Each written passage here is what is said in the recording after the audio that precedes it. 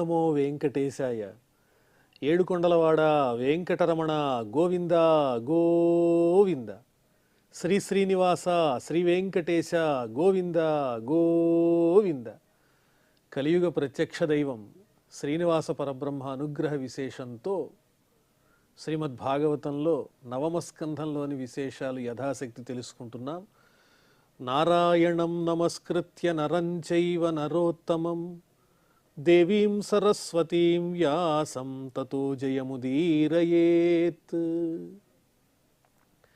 అద్భుతమైనటువంటి అంబరీషుని యొక్క వృత్తాంతాన్ని శుకయోగీంద్రుల వారు పరీక్షిన్ మహారాజుకి వివరించి చెప్పారు.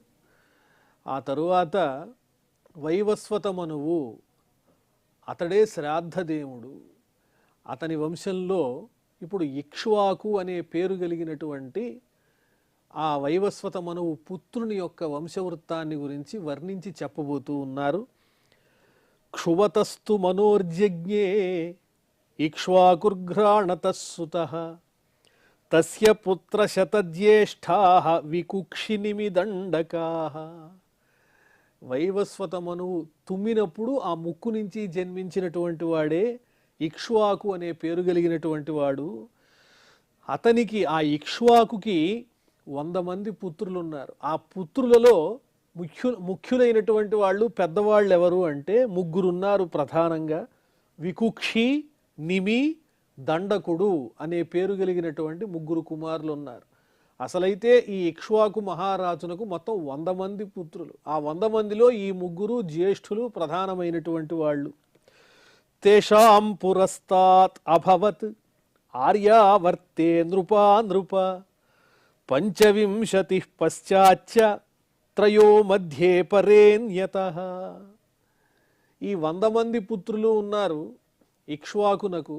ఆ 100 మంది పుత్రులు రాజ్యాన్ని పరిపాలించారు. ఎలాగా అంటే ఆర్యావర్తం అనేటువంటి పేరు కలిగిన భాగంలో వారు పరిపాలన సాగించారు. ఆర్యావర్తం అంటే ఏమిటి అంటే ఆర్యావర్త పుణ్యభూమి మధ్యం వింధ్య హిమాగయోహో, అంటే వింధ్య పర్వతానికి హిమవత్ పర్వతానికి మధ్యలో ఉన్నటువంటి భాగాన్ని ఆర్యావర్తం అని పిలుస్తారు.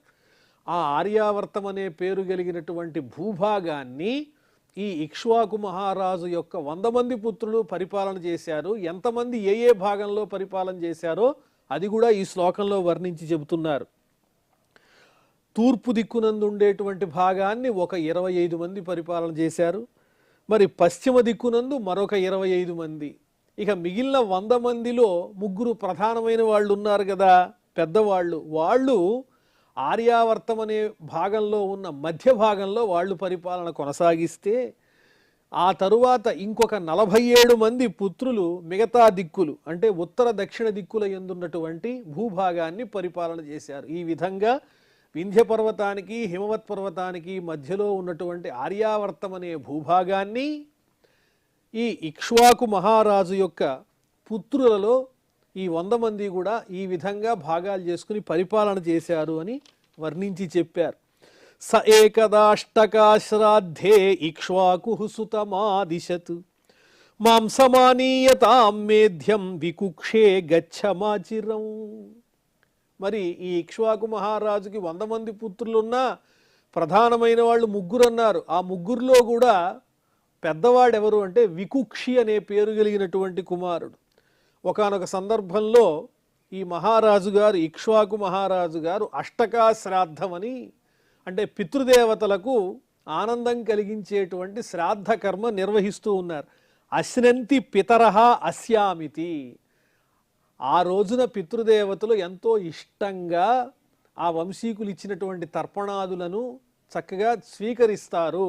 శ్రద్ధగా చేసేటువంటి ఆ శ్రాద్ధ కర్మ వల్ల సంతోషిస్తారు. కాబట్టి దాన్ని అష్టకా శ్రాద్ధం అని పిలిచారు. అలాంటి శ్రాద్ధ ప్రక్రియ తమ పూర్వీకుల కోసం చేస్తూ ఉన్నారు ఈ మహారాజు ఇక్ష్వాకు. అలా చేసేటప్పుడు అందులో భాగంగా ఉపయోగించేటువంటి శుద్ధమైనటువంటి మాంసాన్ని తీసుకురమ్మని అరణ్యానికి వెళ్ళి తగినటువంటి మాంసాన్ని తీసుకురా, ఆ శ్రాద్ధంలో ఉపకరించేటువంటి జంతువుల యొక్క మాంసాన్ని తీసుకురమ్మని తన కుమారుడైన వికుక్షిని ఈ మహారాజు గారు ఇక్ష్వాకు అరణ్యానికి పంపించాడు. మాంసమానీయతాం మేధ్యం వికుక్షే గచ్చమాచిరం. ఈరోజు శ్రాద్ధకర్మ ఉన్నది కాబట్టి నీవు వెంటనే అరణ్యానికి వెళ్ళి శ్రాద్ధకర్మకి ఉపకరించేటువంటి ఆ జంతువుల యొక్క మాంసాన్ని స్వచ్ఛమైనటువంటిది తీసుకునిరా అని చెప్పి పంపించాడు. తథేతి సవనంగత్వ మృగాన్ హత్వా క్రియార్హణాన్ శ్రాంతో బుభుక్షితో వీరః శశం చాదత్ అపస్మృతి. ఈ వెళ్ళినటువంటి వికుక్షి అనేటువంటి కుమారుడు అరణ్యంలో తిరిగి తిరిగి అలసిపోయాడు, మాంసాన్ని సేకరించాడు, అంతా బాగానే ఉంది. సేకరించినా ఒకానొక సందర్భంలో ఆకలి వేసి అలిసిపోయి ఒక చోట విశ్రాంతి తీసుకుంటూ, ఆకలి ఎక్కువగా ఉండడం వల్ల అసలు ఈ మాంసాన్ని ఎందుకు సేకరిస్తున్నాను నేనన్న విషయాన్ని మర్చిపోయి, ఆ ఆకలి దప్పికలు అనేవి దారుణంగా ఉన్నప్పుడు ఉచ్చి నీచాలు తెలియవు కదా, అందుకోసం ఈ ఆకలి బాధ తట్టుకోలేక తాను సేకరించినటువంటి మాంసంలో కొంత అతడు భుజించాడు. అది ఏ మాంసం భుజించాడు అంటే కుందేలికి సంబంధించినటువంటి మాంసాన్ని భుజించాడు. తండ్రి గారు చెప్పినటువంటి శ్రాద్ధ ప్రక్రియకు ఉపకరించేందుకు సేకరించినటువంటి మాంసంలో ఆ కుందేలు మాంసాన్ని అతడు భుజించాడు. భుజించి అక్కడి నుంచి బయలుదేరి ఆ మిగతా భాగాన్నంతా తీసుకుని ఇంటికి వెళ్ళాడు. అపస్మృతి అంటే ఆ శ్రాద్ధక్రియ ఉన్నది, దానికోసమే పవిత్రంగా దీన్ని నేను సేకరిస్తున్నానన్న విషయాన్ని అతడు మరిచిపోయాడు ఆకలి వశం చేత. శేషం నివేదయామాస పిత్రేతేన చ తద్గురుః చోదితః ప్రోక్షణాయాః దుష్టమేతదకర్మకం. ఈ మిగిలినటువంటి ఈ భాగాన్ని ఎప్పుడైతే అతడు ఇంటికి తీసుకెళ్ళాడో ఈ వికుక్షి అనేటువంటి ఆ ఇక్ష్వాకు కుమారుడు వెంటనే మహారాజు గారు ఇక్ష్వాకు అదంతా స్వీకరించి ఆ మాంసాన్ని తీసుకుని గురువుగారి దగ్గర పెట్టారు. గురువుగారు ఎవరు అంటే వశిష్ఠ మహర్షి. ఆ వశిష్ఠ మహర్షి ఆ తెచ్చినటువంటి ద్రవ్యాన్ని చూడంగానే, నాయన ఇది పనికిరాదు, ఎందువల్లంటే దీని పట్ల అపచారం జరిగిపోయింది, నీ కుమారుడు ఇందులో కొంత భాగాన్ని ఆహారంగా స్వీకరించాడు అని వశిష్ఠుడు దివ్య దృష్టితో చూసి చెప్పేశాడు. చోదితః ప్రోక్షణాయాః దుష్టమేతదకర్మకం.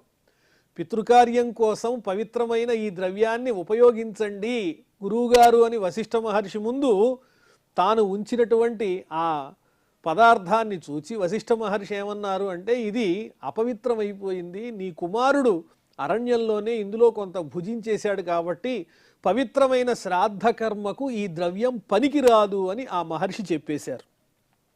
జ్ఞాత్వా పుత్రస్య తత్కర్మ గురుణాభిహితం పునః దేశాన్నిస్సారయామాస సుతం త్యక్త విధిం వృష.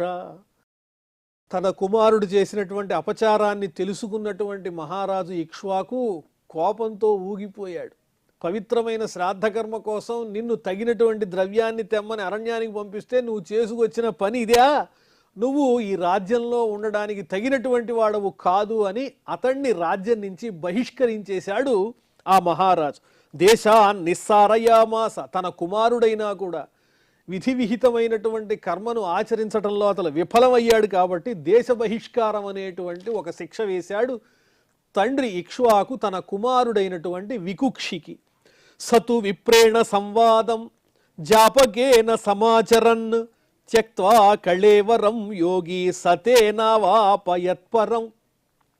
ఇది జరిగిన వృత్తాంతము అని చెబుతూ ఆ తరువాత ఈ మహారాజు గారు ఇక్ష్వాకు గురువుగారైనటువంటి వశిష్ఠ మహర్షి ద్వారా పరబ్రహ్మ సంబంధమైనటువంటి తత్వాన్ని చక్కగా చర్చించి తెలుసుకున్నటువంటి వాడై యోగ మార్గంతో తన దేహాన్ని విడిచిపెట్టాడు. త్యక్త్వా కళేవరం యోగి సతేన అవాపయత్పరం. గురువుగారి దగ్గర బ్రహ్మజ్ఞానాన్ని పొందాడు కాబట్టి ఆ మహారాజు గారు పరబ్రహ్మ యొక్క సన్నిధిని చేరుకున్నాడు. తాను చేసినటువంటి పుణ్యకర్మల వల్ల, పరమాత్మ జ్ఞానాన్ని తెలుసుకోవటం వల్ల. ఇది ఆ ఇక్ష్వాకు యొక్క చరిత్ర. ఇక ఆ ఇక్ష్వాకు యొక్క వంశం గురించి వర్ణించి చెప్తాను విను అని సుఖయోగేంద్రుల వారు వర్ణించి చెబుతూ, పితర్యుపరతేభ్యేత్య వికుక్షిః పృథివీమిమాం శాసదీజే హరిం యజ్ఞైః శశాద ఇతి విశ్రుతః. తనను దేశ బహిష్కారం చేసినటువంటి తండ్రి పరమాత్మను చేరుకున్నాడన్న విషయం తెలిసింది కుమారుడైనటువంటి వికుక్షికి. అంతవరకు అరణ్యంలోనే గడిపినటువంటి ఆ వికుక్షి తండ్రి గారు మరణించిన తర్వాత రాజ్యపాలన కోసం మళ్ళీ రాజ్యంలో ప్రవేశించాడు. కానీ ఇతడు ఆనాడు కుందేలికి సంబంధించినటువంటి మాంసాన్ని భక్షించాడు కాబట్టి ఈ వికుక్షినే శశాదుడు అని కూడా పిలిచారు. ప్రజలందరూ ఆ మహారాజుని శశాదుడు అనేటువంటి పేరుతోనే పిలిచేవారు. అలా ప్రసిద్ధమైపోయాడు ఈ వికుక్షి అనబడేటువంటి ఇక్ష్వాకు కుమారుడు. ఇప్పుడు అతని పేరు శశాదుడైపోయింది. పురంజయస్తస్య సుతః ఇంద్రవాహ ఇతీరితః కకుత్స్థ ఇతి చాప్యుక్తః శృణు నామాని కర్మభిః. ఆ తర్వాత శశాదుని యొక్క కుమారుడెవరు అంటే, శశాదుడు అంటే వికుక్షి. ఆ వికుక్షి కుమారుని పేరు పురంజయుడు. ఈ పురంజయుడు కూడా చాలా గొప్పవాడు. అతనికి ఇంకా 2 ప్రధానమైనటువంటి బిరుదులు ఉన్నాయి. అవి కూడా పేర్లే. ఏమిటవి అంటే ఇంద్రవాహుడు, కకుత్స్థుడు అనే 2 బిరుదులు ఉన్నాయి, పేర్లుగా ఉన్నాయి. ఎవరికి అంటే వికుక్షి కుమారుడైనటువంటి పురంజయునకు అని చెప్పి, మరి ఆ పురంజయునకు ఈ 2 గొప్ప పేర్లు ఎందువల్ల వచ్చాయి, ఇంద్రవాహుడు కకుత్స్థుడు అనే పేర్లు ఎందుకు వచ్చాయో ఆ వివరణ చెబుతూ ఉన్నారు. కృతాంత ఆసీత్ సమరో దేవానాం సహ దానవైః పార్ష్ణిగ్రాహో వృతో వీరో దేవైః దైత్యపరాజితైః. గడిచిపోయినటువంటి కృతయుగము యొక్క చివరలో దేవతలకు రాక్షసులకు దారుణమైనటువంటి యుద్ధం జరిగింది. ఆ యుద్ధంలో దేవేంద్రుడు రాక్షసుల్ని జయించలేక ఓడిపోయాడు. అప్పుడప్పుడు రాక్షసుల చేతిలో దేవతలు కూడా ఓడిపోతూ ఉంటారు.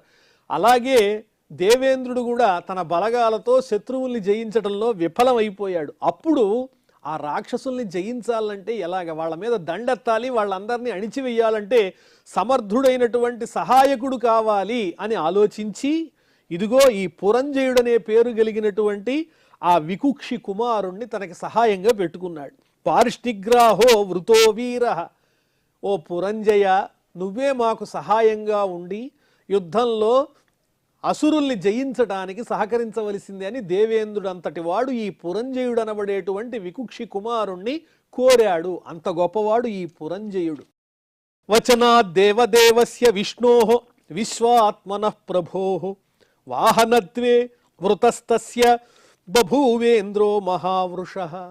మహాపరాక్రమ సంపన్నుడైనటువంటి ఈ పురంజయుడు రాక్షసుల్ని జయించాలంటే, వాళ్ళ పట్టణాలని ధ్వంసం చేయాలంటే తగినటువంటి వాహనం కావాలి, ప్రభావ సంపన్నమైన వాహనం కావాలి అని ఆలోచిస్తూ ఉంటే శ్రీ మహావిష్ణువు దేవేంద్రుడికి సలహా చెప్పారు. ఓ దేవేంద్ర, ఇతడికి మామూలు వాహనాలు అయితే సరిపోవు, నువ్వే వాహనంగా ఉండాలి. దేవేంద్రుడు ఈ పురంజయునికి వాహనంగా ఎలా ఉంటాడు?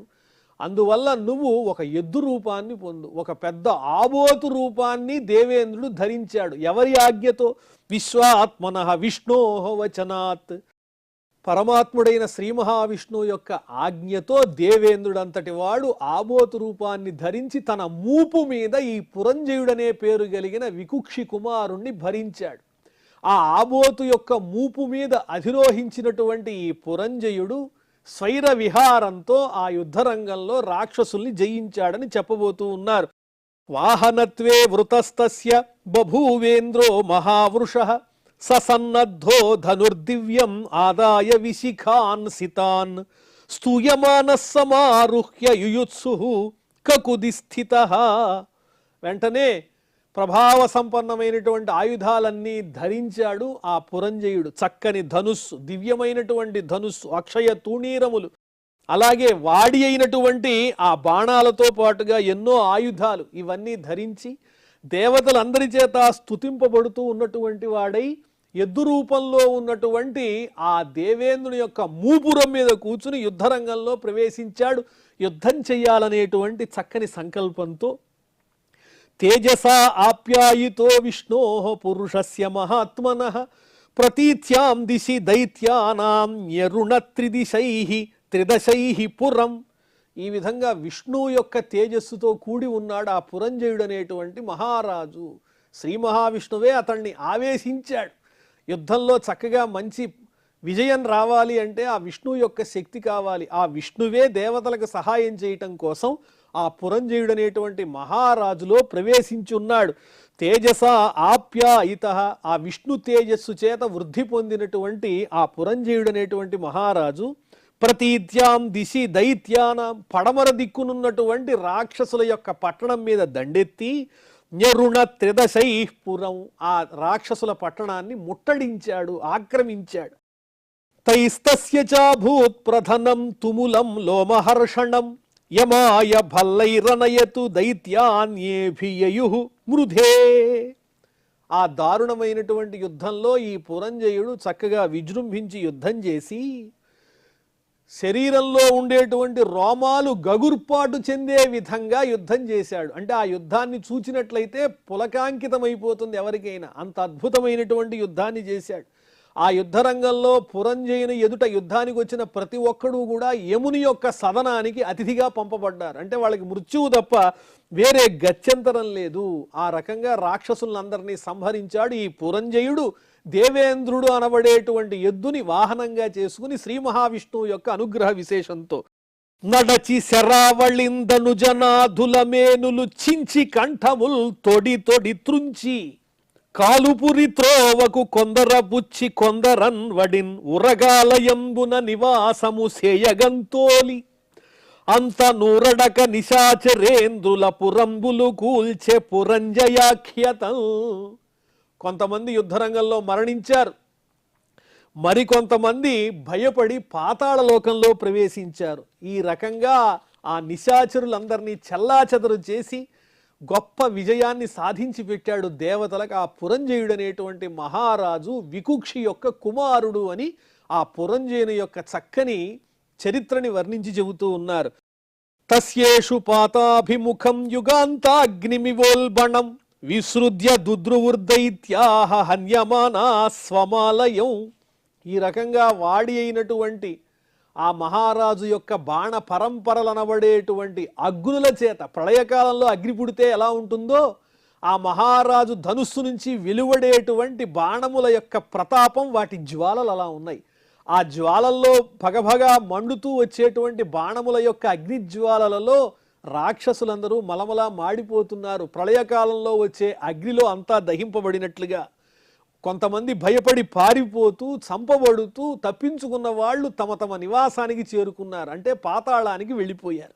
జిత్వాపురం ధనం సర్వం సశ్రీకం వజ్రపాణయే ప్రత్యయచ్చత్ సరాజర్షి ఇతి నామభిరాహృత.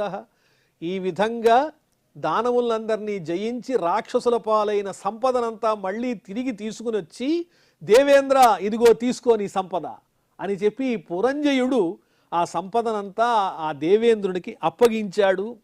ఇలాంటి గొప్ప కార్యములు సాధించాడు కాబట్టే ఆ పురంజయునకు ఇంకా పేర్లున్నాయి. ఏమిటవి అంటే ఇంద్రవాహుడు, అంటే ఇంద్రుణ్ణే వాహనంగా చేసుకున్నటువంటి వాడు. అలాగే కకుత్స్థుడు, ఎద్దు యొక్క మూపురం, ఆ ఎద్దు రూపంలో ఉన్నటువంటి దేవేంద్రుని యొక్క మూపురం మీద కూర్చున్నాడు కదా, ఆ కకుత్ అంటే మూపురం, దాని యందు అధిరోహించాడు కాబట్టి ఆ పురంజయునకు కకుత్స్థుడు అనేటువంటి బిరుదు కూడా వచ్చింది. ఈ రకంగా పురంజయుడు, ఇంద్రవాహుడు, కకుత్స్థుడు అనేటువంటి పేర్లతో పిలవబడుతూ ఉన్నాడు ఆ వికుక్షి కుమారుడైనటువంటి పురంజయుడు. పురంజయస్య పుత్రోభూత్ అనేనాస్తత్సుతః పృథుః విశ్వరంధి తతశ్చంద్రో యువనాశ్వశ్చ తత్సుతః. అక్కడి నుంచి మళ్ళీ ఆ పురంజయుని యొక్క వంశాన్ని వర్ణిస్తూ ఉన్నారు.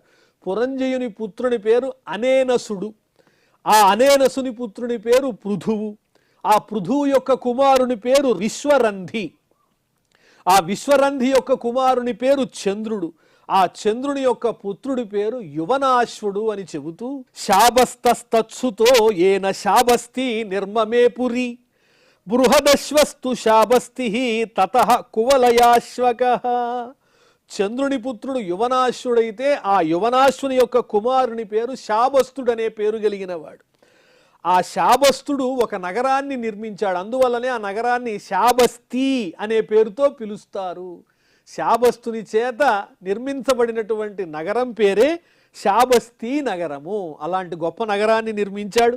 ఆ శాబస్తి యొక్క కుమారుని పేరేమో బృహదశ్వుడు, ఆ బృహదశ్వుని కుమారుని పేరు కువలయాశ్వకుడు అని చెబుతూ యః ప్రియార్థముతంకస్య దుంధునామాసురం బలి సుతానామేక వింశత్యా సహస్రైః అహనద్వృతః.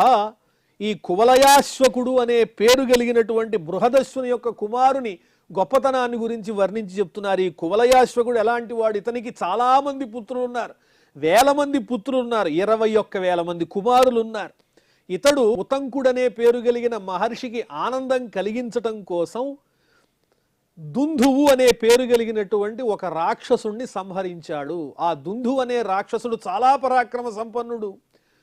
ఈ ఉత్తంకుడు అనేటువంటి మహర్షి ఈ కువలయాశ్వకుడనే మహారాజుని కోరాడు, ఆ రాక్షసుడిని సంహరించవయ్యా అని కోరితే, ఆ కోరిక మేరకు ఈ మహారాజు గారు కువలయాశ్వకుడు తన కుమారులైన 21,000 మందితో కలిసి వెళ్ళి వాళ్ళందరితో కూడినటువంటి వాడై ఆ దుందు అనేటువంటి పేరు కలిగిన రాక్షసుణ్ణి సంహరించాడు. కానీ ఆ యుద్ధంలో ఏం జరిగింది అంటే, అతని కుమారులు 21,000 మందిలో 3 తప్ప మిగతా వాళ్ళంతా ఆ దుందు అనే పేరు కలిగిన రాక్షసుని యొక్క అగ్నిజ్వాలలలో దగ్ధమైపోయారు. దుందుమార ఇతి ఖ్యాతః తత్సుతాస్తే చ జజ్వలుః దుంధోర్ముఖాగ్నినా సర్వే త్రయ ఏవ అవశేషితాః. ఆ దుందువు అనే పేరు కలిగినటువంటి రాక్షసుణ్ణి సంహరించాడు కాబట్టే ఈ కువలయాశ్వకునకు మరో బిరుదు కూడా ఉంది. ఏమిటా బిరుదు అంటే దుందుమారుడు. దుందుడనే పేరు కలిగిన రాక్షసుణ్ణి సంహరించాడు కాబట్టి దుందుమారుడు. కానీ ఆ యుద్ధంలో ఏం జరిగింది, ఈ కువలయాశ్వకుని యొక్క 21,000 మంది కుమారుల్లో దాదాపు 3 తప్ప మిగిలిన వాళ్ళంతా కూడా ఆ రాక్షసుని నోటి నుంచి ఉద్భవించిన అగ్నిజ్వాలలలో బూడిదైపోయారు. ఆ మిగిలిన 3 కుమారులు ఎవరు? ఆ కువలయాశ్వకుని యొక్క 3 కుమారుల పేర్లు చెబుతున్నారు. దృఢాశ్వ కపిలాశ్వశ్చ భద్రాశ్వ ఇతి భారత దృఢాశ్వపుత్రో హర్యశ్వో నికుంభః తత్సుత స్మృతః.